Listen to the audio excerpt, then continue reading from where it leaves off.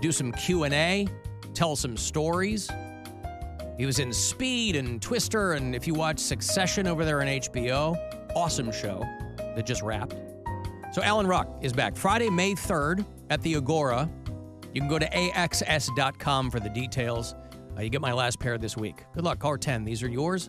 216-578-1007 or 800-348-1007. It's not every day you hear him complain about something. Wait, yes it is. Alan Cox. On 100.7 WMMS.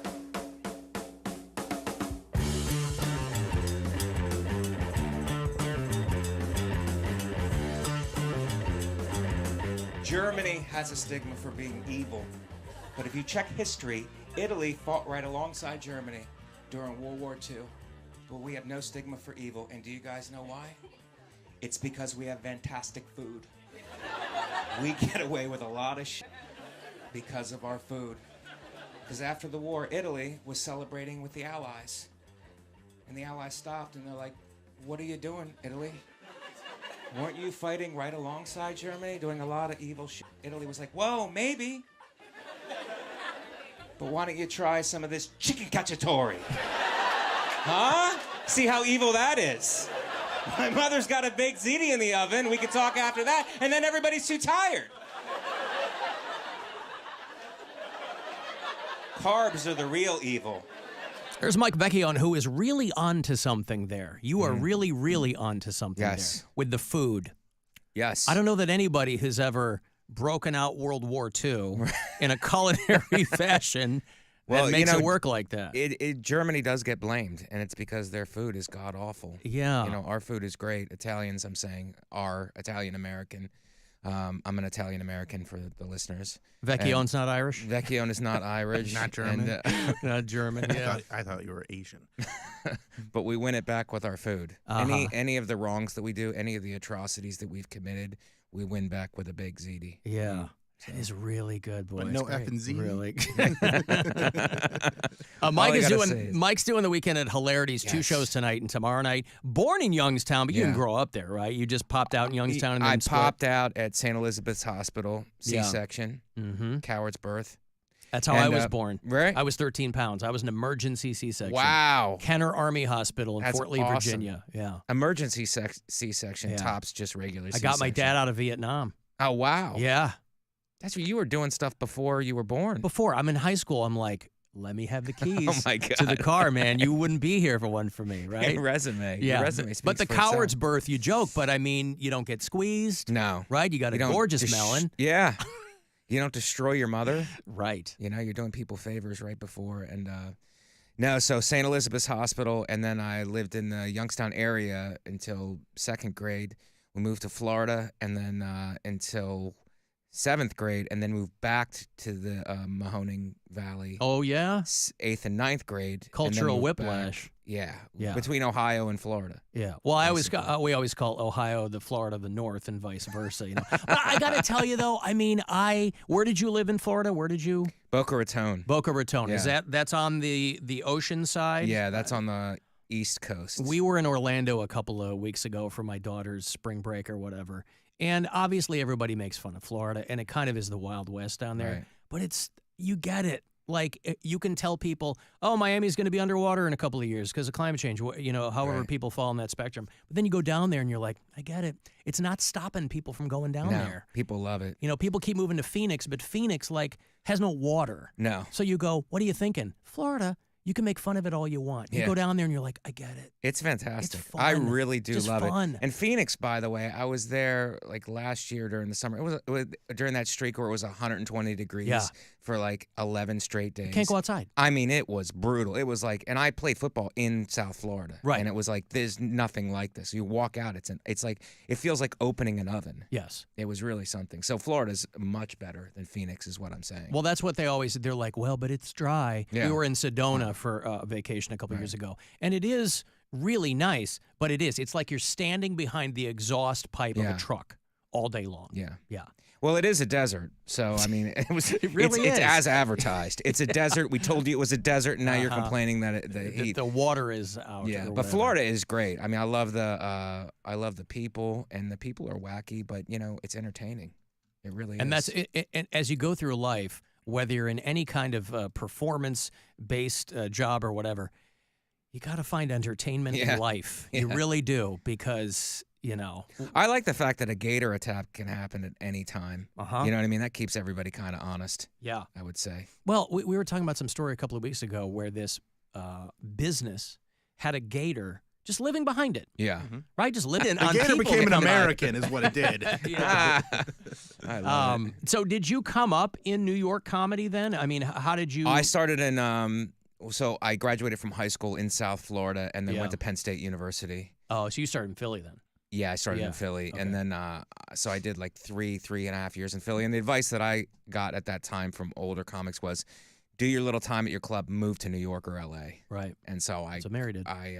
moved to New York. Yeah. And I've been there for 20 years now. Who was coming up with you in Philly?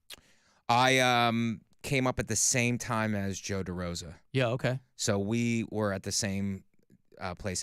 But Big J Okerson, Yeah. Kevin Hart, and Kurt Metzger were like, they had already just left. They had just moved to New York when Joe and I started Okay. at the club. So they would come back well, not so much Kevin and Kurt, but Jay would come back and feature and work the club that way. And Because it's I got always to kind of know like him. slight generations ahead Right, of right, other comics. right. So it's like, Yeah. you follow those guys. Yeah, but Big J did a lot for all of us in terms of like opening door, like come to the clubs and hang out. You Yeah. know, that was a big thing back then before we TikToked our way into where we currently are. Yeah. But it was like, come and hang out at the club, come and hang. So you'd have to like immerse yourself in this community and really get to know everybody. It's also That's how kind it of used to work. So we're talking like 03, 04. I moved the end of 03, Thanksgiving, the weekend after Thanksgiving 03. So really 04. Yeah. Mom and dad are still in Florida. They're both around. They were in or Florida, yeah. They were in Florida at the time, and all my extended family. I always like after Hilarity's The Late Show, my cousin comes to The Late Show and then drives me back to Youngstown, and I spend the whole day with her family and cousins and stuff in Youngstown. Yeah. On that Sunday, whenever I work Hilarities. And they probably don't treat you like any big thing anyway. No, You're they an treat accomplished guy. They're probably like, yeah, Mike's in town. Right? They treat me like the nobody that I am, Right. and I deserve it. Well, but it's funny because people always say when you reach like a certain level, they go, it's always good to keep people around you to keep you humble, which sounds like a fun thing to say. Yeah. And I think it is true. Yeah. But it would be nice once for family to go, hey, look at you. Right. Hey, you doing all right? Yeah. I mean, maybe they throw you a little bone here and there, but people always like to talk about, boy, I go home and everybody just busts my balls. It's like, I'm working my ass off out here. I'm doing all right. You know what I mean? I'm on the road every weekend. Yeah, right. Yeah. Quick. I'll And tell they them just- that and they next just go, time I go home. I'm going to go, you need to celebrate me. Yeah. And they go, oh, you should get on Netflix. Like, I love you're the that. one that has been dragging your feet. Like, yeah, It's the best. I was like, oh, Dude, that's the best. Nah, When I told him no. When Fallon took over the Tonight Show, Leno left, and there was that little lag, like, who's going to take it over? And my uncle calls me, and he goes, I think that's good for you. I think that's the right move if you could just get in there. Yeah. Uh-huh. I go, I don't know. Just get in there. I'll have to think about it. Yeah. Send him a tape, Let me do this giveaway very quickly here. It's $1,000. Once an hour here, you get this money courtesy of the Buzzard Bookie. So listen closely, and I hope you win. This is your chance to bet with the Buzzard Bookie and win $1,000 now. Enter this nationwide keyword at WMMS.com. Win. That's win. Enter it now at WMMS.com.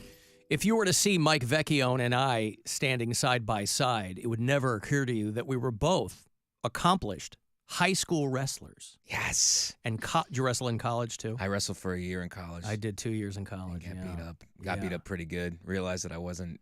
I was. But you look that's- like a guy who I was- used to wrestle. I don't look like a Yeah, guy yeah. who used to wrestle. But those are the Penn State, deceivable. that's no joke, though. They have a pretty serious wrestling I mean, program. now it's like off the chart. I Yeah. wouldn't get into the room now. And we were very good when I was there. We had All-Americans all up and down the line, a couple national champs.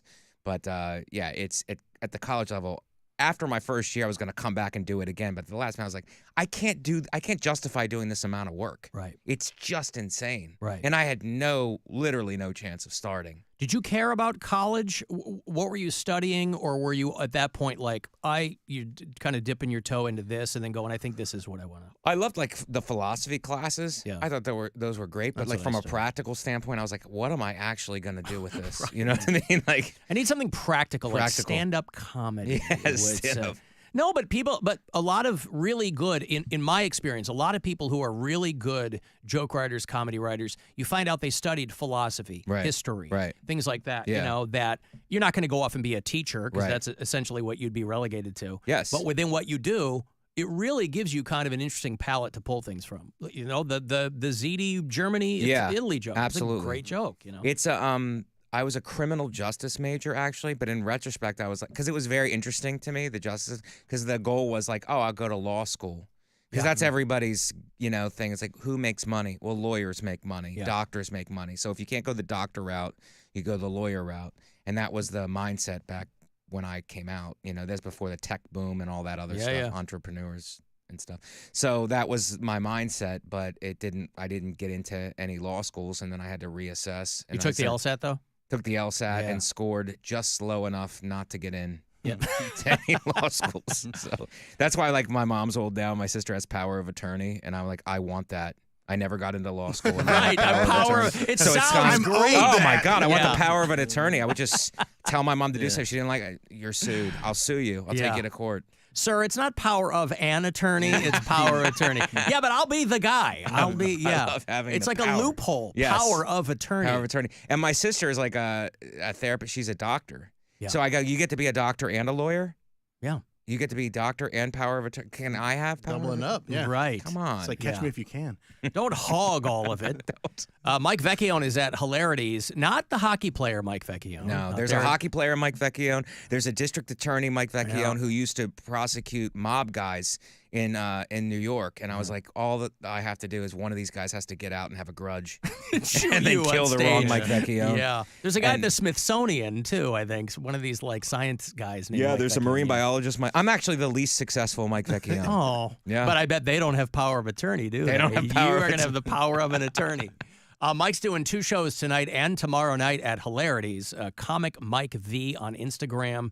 You are 03. You kind of, it is, like I said, subtle generations of comedians, but their 03 is where you're straddling that old school, I only Right. want to be on stage thing, and then social media. Right. I mean, it wouldn't be a few years later, but some people got to be dragged kicking and screaming. You see, like, really young comics now where it's like they've just blown up on social Yeah, media, they but you skip put the them on clubs. stage, Right. and you're kind of like, oh, they don't have much going on. Right, Yeah. right. It's a weird And you don't thing want there. to, because if you talk about that as a comic, you look like a hater. Or an old guy. Yeah, or an old guy. It's like, Right. I'm not that, but it's like, Right. it's true. It's like they're putting these clips up and then people are coming out and it's like, and then the people have their own egos. So they're like, oh, what did you think? It's like, I saw my guy. It's like Yeah. they don't want to admit to themselves. They saw the famous person and they're Yeah. happy with it. Yeah. Or they saw the guy that's on YouTube Yeah. or their guy. And you can't blame the clubs because they put asses in seats. That's I right. mean, I mean, most it's a people. business. It's a weird thing, though. So now, I Mary, get it. what Yeah. Mary wants to do is get a sponsor. I So that- do. Yeah, you got to get Explain how this would work, Mary, to Mike. Oh, Nike is going to sponsor me to be a comic, and then I'll just write jokes or a 45-minute special about all of Nike, and then But not disparaging them, $40 being million. funny. Yeah. I've been taking a knee the entire time you've been talking. See, this is what I'm saying. That's part of the special. Oh, is that part of it? Mike, yeah, Yeah. it's gonna be included. It's called I Mary just think- Santora Shoe In. That's the Perfect. special. Yep, 45 minutes of Mary just Santora solid. bears her soul. Yeah. Have you done Mary dunks on you. Yeah. Yeah, there you go. You done commercials, Mike? Can we see? Are there any no. YouTube commercials of you shilling Chick-fil-A or anything like that? I wish. Yeah. I would take that money quick. Right? See, Yeah, I would this is what I'm saying. Yeah. Selling out isn't a thing anymore. People want to do it. That's really a pay me. good idea, Mary. But was there ever a Connecting time yourself to a brand. earlier in your career or at any point, because you do have a distinct look, Right. was there a time where you were like, well, maybe I'll act, maybe I'll do this, maybe I'll, No, I always wanted to be. I wanted to be a pure stand-up, and then Yeah. it's like you don't realize when you get farther in. It's like very few guys have broken just through stand-up. Bill Yeah. Burr is one of them. My friend Nate Bargatze is a huge star now. Is one of them. Yeah. They broke strictly through stand-up. Everybody else, kind of like, not just them, but there's more that I'm not saying. But everybody else kind of has to have that other thing to draw people to watch their stand. So it's like you have a hit podcast. It's like, oh, let me go check this guy's stand-up out. And they check out your stand-up and they're like, oh, my God, this is great. You know what I mean? But they need the other thing. Right. Whether it's it used to be a sitcom, now it's a podcast, a web series. They need the other thing in order to draw you into stand. I don't know why that is. We were talking but it about that just with Mary is. the other day. I mean, you're just cobbling things together Yeah. so that more people see you. Right. It's just the nature of what it is. Yeah. Yeah. It is what it is. And it's like, hopefully the thing that you're doing draws the kind of crowd that you want for your stand-up. Because the worst is having no following at all. Right. But the second worst is drawing a crowd that you don't like. Yeah. Right. You know, you're 'Cause doing then something you're playing else. to them. Yeah, you're like pantsing people, and then those people who love your pantsing videos are coming out to watch your stand-up. Right. So then that it's blowing up in your face. And Nate directed your special? He directed and produced it, yeah. He was The like- Attractives is the Mike Attractives. Vecchione hour. Yeah. And I have another one on YouTube it's on my YouTube page that I shot where I just had comics lip sync my bits from an album and I put it together as a special. It's called I love The it, Worst Kind yeah. of Thoughtful. Uh-huh. It's on my That's YouTube hilarious. page. Comic Mike V, the YouTube page, yeah. Mike Vecchione, 2 shows tonight. I think they're 7:30 and 9:45. Is that when they are, Bill? 7 and 9:30. Oh, I was way off. 7 and 9. You're going to have people showing up late. Sorry. 2 shows tonight and tomorrow. You can go to hilarities.com. Comic Mike V on Instagram. And thanks for coming in, pal. Thanks for having me. Please come out. If you're listening, please come out. I'm from Youngstown. I love this area. So And he's this absolutely hilarious. Hilarities is one of my favorite clubs Yeah. in the country. So please come out. I promise a good show. It's been a minute since you've been back, yeah? Yes. Yeah. Yeah. Okay, good. So go see Mike this weekend. We'll take a break here. Anything you want to text to me, 35192. I'll see him there, and we'll be back. The Alan Cox Show on 100.7 WMMS and everywhere you go on our free iHeartRadio app. And now, a Buzzard Bookie safe bet. If you gotta be in court, always check behind the toilets for bribe money that hasn't been collected yet. And always be listening for those keywords to win $1,000. Up to 9 chances to play every weekday at 30 past the hour.